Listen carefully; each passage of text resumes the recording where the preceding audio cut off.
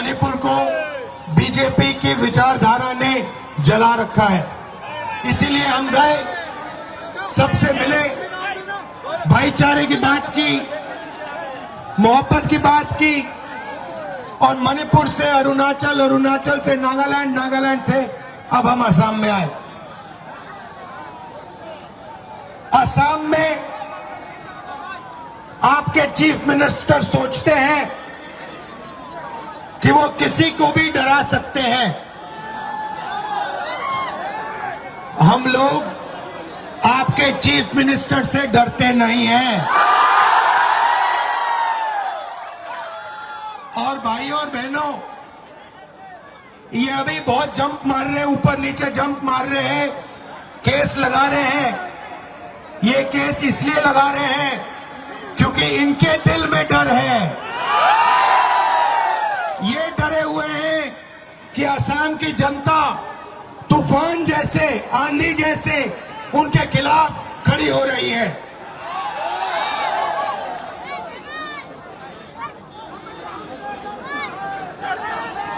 असम में सबसे ज्यादा बेरोजगारी। मैं आपसे पूछता हूं, युवाओं से पूछता हूं, क्या असम में असम के युवा को रोजगार मिलता है? मिल सकता है? नहीं मिल सकता है। क्यों? क्योंकि देश के सबसे भ्रष्ट चीफ मिनिस्टर असम के चीफ मिनिस्टर हैं। उनका सिर्फ एक काम है, एक तरफ वो नफरत फैलाता है, एक धर्म को दूसरे धर्म से लड़ाता है, एक जात को दूसरी जात से लड़ाता है, एक भाषा को दूसरी भाषा से लड़ाता है, और फिर जब असम की जनता एक दूसरे से लड़ना शुरू करती है तो आप सबके जेब में से पैसा उठा के बीजेपी के लोग ले जाते हैं। कुछ दिन पहले मैंने उनका एक ट्वीट देखा, आपके चीफ मिनिस्टर का ट्वीट देखा। कहते हैं, ट्विटर में कहते हैं कि पिछड़ी जात वाले, दलित,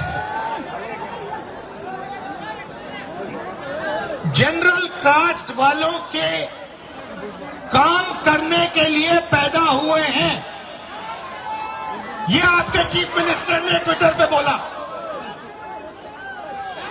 कि पिछड़ी जात वाले, जनरल कास्ट की सेवा करने के लिए पैदा हुए हैं। इससे बड़ा अपमान पिछड़ी जात वालों का, दलितों का कोई नहीं कर सकता है।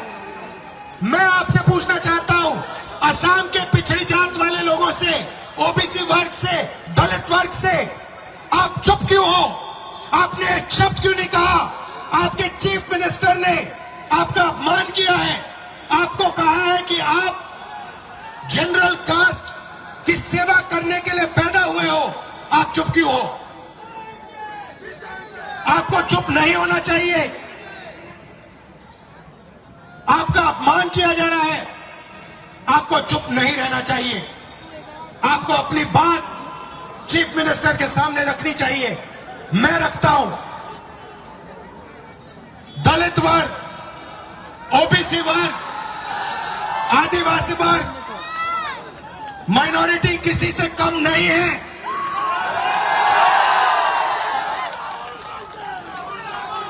भाई और बहनों, हम नफरत मिटाना चाहते हैं। हमारा काम असम में, मणिपुर में, नागालैंड में, अरुणाचल में नफरत के बाजार में मोहब्बत की दुकान खोलने का है। हम इस देश को जोड़ने का काम करते हैं। भाई,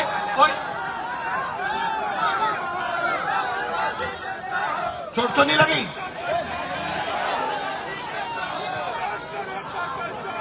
आज एक असम की यूनिवर्सिटी में, एक असम की यूनिवर्सिटी ने मुझे बुलाया।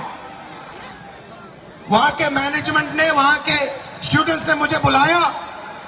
कहते हैं कि हम राहुल गांधी के साथ बातचीत करना चाहते हैं, राहुल गांधी जो कह रहा है वो हम सुनना चाहते हैं।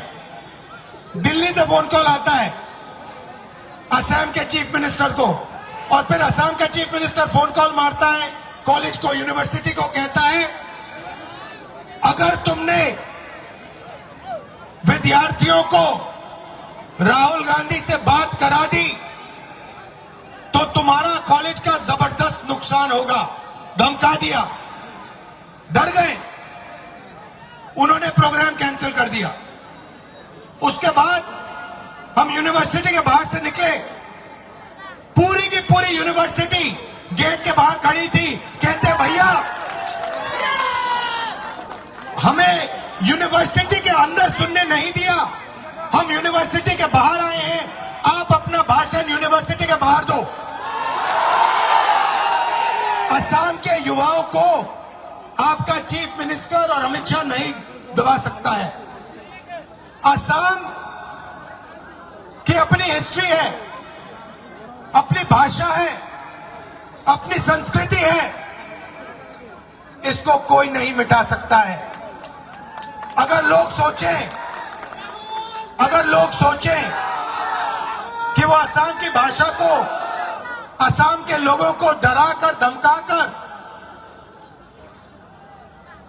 डरा दे, ये कभी नहीं हो सकता। असम की जनता किसी से नहीं डरी है और किसी से नहीं डरने जा रही है। और आने वाले चुनाव में आप देख लेना, आपके चीफ मिनिस्टर अभी बहुत आगे पीछे बातचीत कर रहे हैं।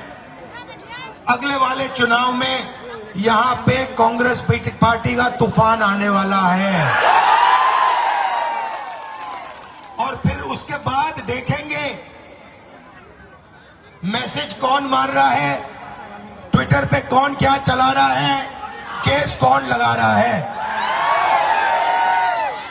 भाई और बहनों, आपने इतने प्यार से मेरा स्वागत किया, दिल से मैं आपका धन्यवाद करना चाहता हूं। और याद रखो, आपको किसी से डरना नहीं है, डरो मत। मोहब्बत, नफरत के बाजार में मोहब्बत की दुकान खोलो।